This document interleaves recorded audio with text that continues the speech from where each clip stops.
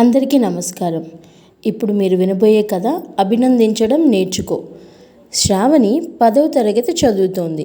తరగతిలో అన్ని సబ్జెక్టులలో ఎక్కువ మార్కులు ఆమెకే వచ్చేవి.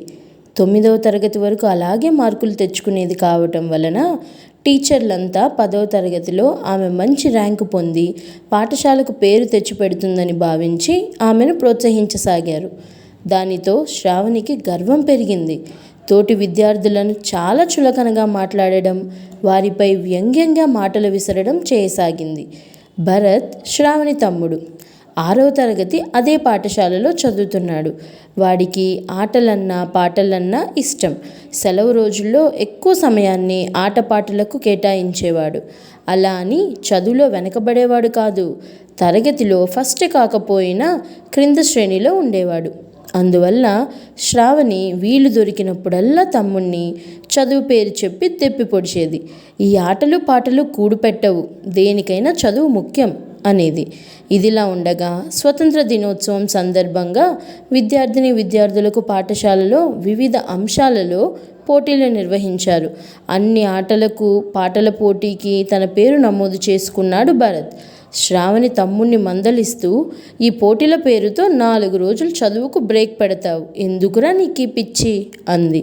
అబ్బో, పాడే ప్రతివాడు బాలు అయిపోతాడా, ఆడే ప్రతి నీలాంటివాడు కోహ్లీ అయిపోతాడా అనేసరికి భరత్ మౌనంగా తన క్లాసులోకి నడిచాడు.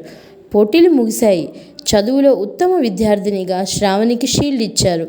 కబడ్డీ జూనియర్స్లో, పరుగుల పందెంలో, దేశభక్తి గీతాల పోటీలో 3 బహుమతులు పొందాడు భరత్. పతాకావిష్కరణ జరిగిన తర్వాత భరత్ చేత పాట పాడించారు. అందరూ పెద్ద ఎత్తున చప్పట్లు కొట్టారు. శ్రావణికి చిరాగ్గా అనిపించింది. విజ్ఞానానికంటే ఈ టైం వేస్ట్ పనులకు బహుమతులు చప్పట్లును అనుకుంది. ఇద్దరు ఇంటికి వచ్చారు. వచ్చేసరికి మేనమామ ఊరి నుండి వచ్చి ఉన్నాడు. భరత్, శ్రావణి తమకొచ్చిన బహుమతిని చూపించి వివరాలు చెప్పారు.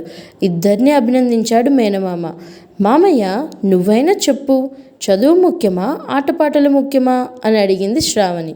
ఆయనకు శ్రావణి ఉద్దేశం అర్థమైంది.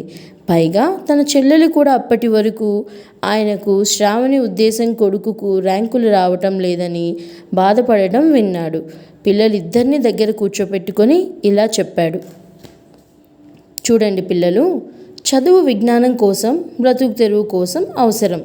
ఆటపాటలు మనోవికాసానికి, ఆరోగ్యానికి, చురుకుదనానికి ముఖ్యం. ఇందులో ఏది ముఖ్యం నిర్ణయించేటంతట వయసు మీకు లేదు. ఎవరికి ఎందులో ఎక్కువ ఆసక్తి ఉంటుందో అందులో ఎక్కువ కృషి చేయడం తప్పు కాదు. ఎంత చదివినా ఆరోగ్యం, చురుకుదనం, సమయస్ఫూర్తి లేనిదే మంచి ఉద్యోగాలు వస్తాయా? అందరికీ తెలివితేటలు ఒకే స్థాయిలో ఉండవు. ఎవరి స్థాయిని వారు చదువుతో పాటు ఎక్స్ట్రా కరికులర్ యాక్టివిటీస్లో కూడా ఎదగడం అవసరం. అమ్మ శ్రావణి, ఎవరిలోనైనా ఏదో ఒక ప్రతిభ ఉంటుంది. ఒక్కడే అన్నిటిలో రాణించలేడు. కనుక ఎవరిలో ఏ గొప్పతనం ఉన్నా దానిని అందరం అభినందించవలసినదే. గొప్పతనాల మాదిరిగానే బలహీనతలు అందరిలోనూ ఉంటాయి. అందుకే మంచికి అభినందించడం అలవాటైతే బలహీనతకు సర్దుకోవడం తెలుస్తుంది. నువ్వు తమ్ముడిలా ఆడలేవు, పాడలేవు, అది నీ బలహీనత కదా. దానిని కప్పిపుచ్చుతూ నీ మెరిట్ని గొప్పదంటున్నావు. వాడు చదువులో పూర్ కాదు, 80% మార్కులు తెచ్చుకుంటున్నాడు, అవునా కాదా? బాగా చదివే నీలాంటి తెలివైన పిల్లలు దీనిని బాగా అర్థం చేసుకుంటారు. మేనమామ మాటలకు శ్రావణిలో మార్పు వచ్చింది. తమ్ముడిని అభినందించింది. ఇతరుల్ని విమర్శించడం మానుకుంది.